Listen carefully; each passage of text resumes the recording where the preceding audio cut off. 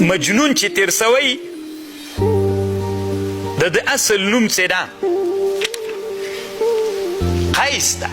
د دې مجنون اصلي نوم داسې خلک کله کله پوښتنه کوي وایي که نه مولایانو دا مجنون څوک تیر سوی رښتیا ده که دروغ ده طالبانو رښتیا ده امام ذهبي دلته په تاریخ الاسلام کې لیکلي دي امام ذهبي دا د دنیا یو له لویو تاریخونو نه ده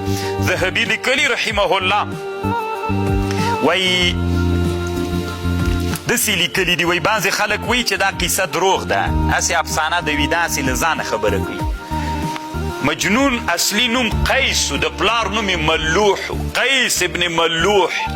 العامري په عربو کې یو مشهوره قبیله وه بنو عامر دا د هغې قبیلې سړی او په د نجد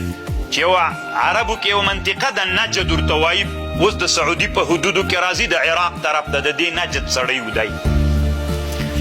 او ډېر ظلم طالبانو دی مجنون سره سوی یا مجنون قیس ابن ملوح یا قیس ابن عامر خو ډېر صحیح دا د طالبانو چې قیس ابن ملوح العامري